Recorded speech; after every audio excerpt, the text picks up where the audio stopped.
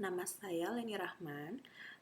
Saya mahasiswi program studi Sistem Informasi di Universitas Terbuka Jakarta dengan NIM 051395153. Baik, di sini saya akan mengerjakan tugas 1 praktikum mata kuliah basis data, study case untuk pembuatan ERD.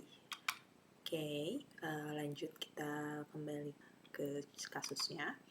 Di sini ada contoh kasus, yaitu pada sebuah perguruan tinggi, mahasiswa akan mengambil mata kuliah yang ditawarkan. Setiap mahasiswa minimal 1, namun dapat mengambil beberapa mata kuliah dalam 1 semester. Setiap mata kuliah hanya bisa diajar oleh 1 orang dosen, dan setiap dosen dapat mengampu atau mengajar minimal 1 mata kuliah. Nah, tugasnya adalah membuat Entity Relationship Diagram, yaitu ERD, dengan tahapan-tahapan yang sesuai dengan panduan. Nah, berdasarkan modul BMP yang telah saya baca, modul BMP basis data ini, langkah pertama yang harus dikerjakan yaitu kita harus mengidentifikasi terlebih dahulu dan menetapkan seluruh entitas yang terlibat dari kasus tersebut. Nah, kita bisa melihat dari kasus tersebut ada 3 entitas utama yang terlihat ya. Ada mahasiswa karena dia mengambil mata kuliah, lalu juga ada mata kuliah, dan yang ketiga ada dosen. Namun, karena ada hubungan antara mahasiswa dan mata kuliah ini, maka kita membuat satu entitas lagi, yaitu entitas registrasi mata kuliah. Oke, software yang saya gunakan untuk membuat ERD ini yaitu Draw.io. Ya, mari kita masukkan untuk entitas-entitas yang terlibat tadi. Oke, ada entitas.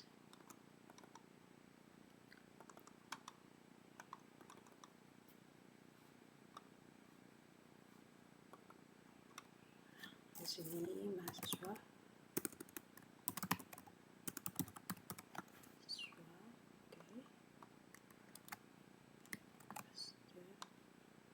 Lalu ada dosen, mahasiswa mata kuliah.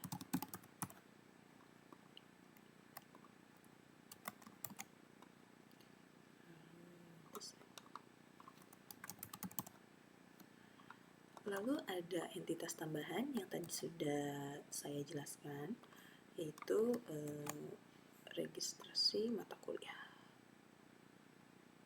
Sini aja.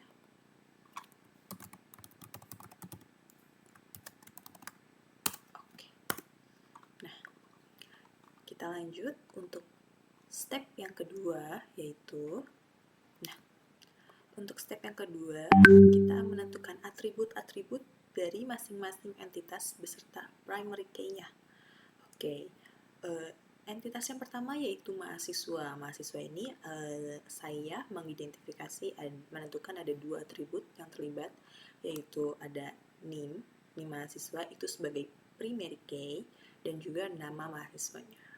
Lalu untuk entitas yang kedua yaitu dosen, ada atribut NIP, nomor induk dosennya, dan juga nama dosen. Nah, NIP ini saya tetapkan sebagai primary key-nya. Lalu ada mata kuliah, di mana mata kuliah ini atributnya ada kode MK sebagai primary key-nya dan juga nama mata kuliahnya. Lalu yang keempat yaitu registrasi MK. Nah, registrasi MK ini atributnya ada ID registrasi sebagai primary key-nya, lalu ada NIM sebagai foreign key-nya, dan juga kode MK sebagai foreign key-nya. Setelah tadi kita menentukan atribut-atribut dari masing-masing entitas, selanjutnya kita masukkan ke diagram di Draw.io-nya ya. Untuk entitas mahasiswa ada 2 atribut primary yang kenapa ini ada garis bawah? Karena ini atribut primary.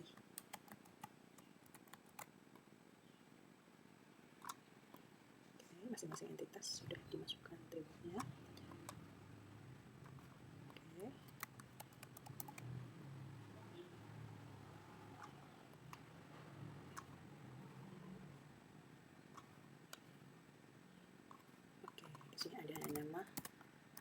mahasiswa. Di sini ada NIM, di sini ada kode MK, di sini ada nama MK, di sini ada NIP, di sini ada NIM, ID registrasi, dan kode MK. Oke, dari masing-masing atribut ini kita buat relationnya ke entitasnya masing-masing. Kita masukkan ini, kita buat ke sini, lalu ke sini, ini kita naikin dikit biar bisa. Nah, oke, lebih baik. Oke, ini kita copy ke paste, ini bisa ke sini, di paste, ini ke sini. Oke, kita paste lagi, ini ke sini, kita tambah aja ya, ini di sini biar sama.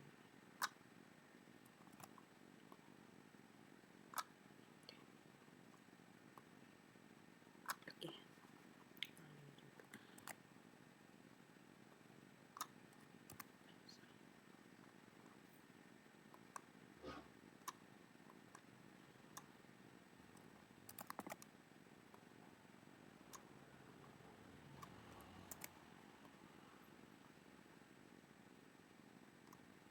oke. Ini sudah ada 4 entitas dengan masing-masing atributnya. Lalu untuk next step langkah ketiga, teman-teman di langkah ketiga ini ada menentukan derajat relasi. Nah, yang pertama ada relasi antara mahasiswa dan mata kuliah melalui registrasi mata kuliah. Nah, mahasiswa dapat mengambil banyak mata kuliah dan satu mata kuliah dapat diambil oleh banyak mahasiswa. Maka relasinya yaitu many to many.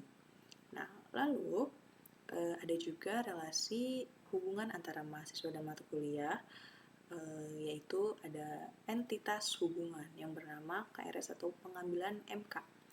Tadi sudah kita buat, itu ada registrasi MK atau pengambilan MK ya.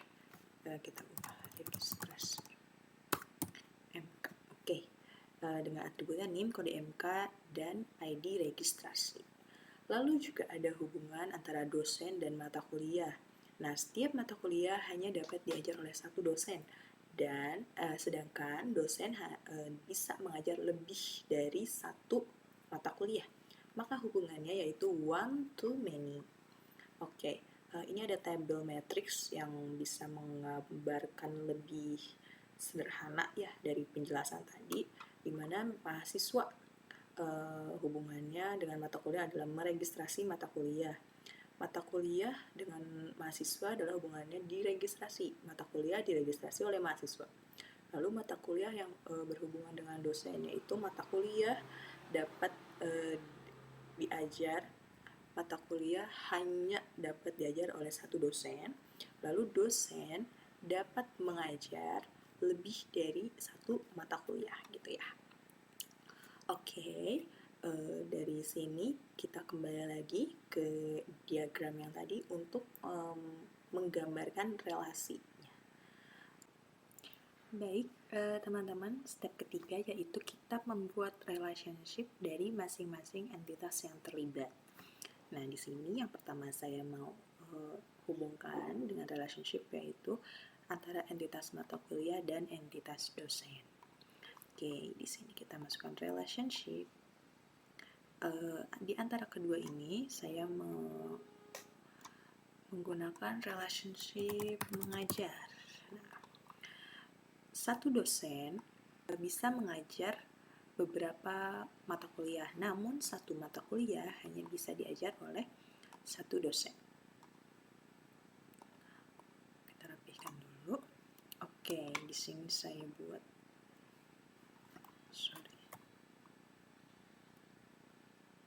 nah ini sini saya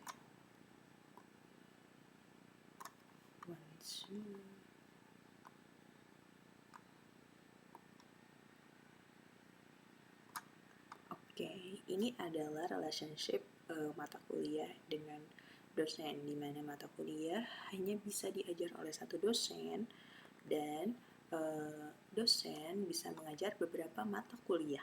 Ya. Entitas mahasiswa dan mata kuliah. Nah, untuk melengkapi relationship antara entitas mahasiswa dan mata kuliah, karena relasinya memiliki nilai many to many, maka selanjutnya bagaimana nih untuk relasi itu berubah menjadi sebuah entity, dan atributnya adalah primary key dari setiap entity yang terhubung. Nah, entity yang terhubung ini adalah mata kuliah dan mahasiswa. Dan untuk primary key-nya, nah ini primary key, fungsinya adalah menjadi sebuah atribut dari entity relasi tersebut. Nah, di sini untuk primary key-nya ini adalah NIM di entity mahasiswa, dan untuk entity mata kuliah, primary key-nya adalah kode MK. Maka kita akan membuat relationship di sini. Oh iya, primary key itu apa sih sebenarnya?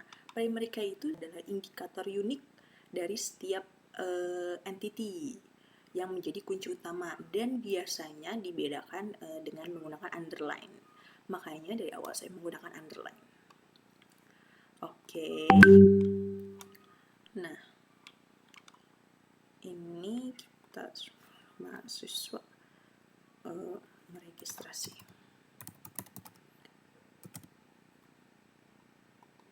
Sini diregistrasi.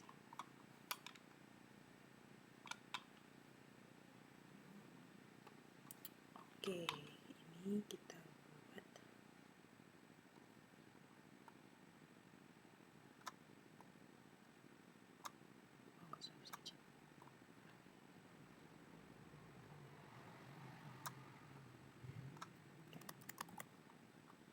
Kita buat relationship untuk entity mahasiswa dan mata kuliah.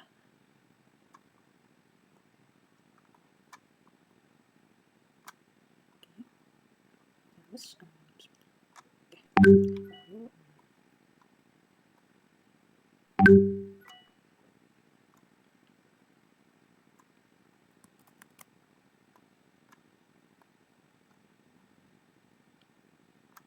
many to many.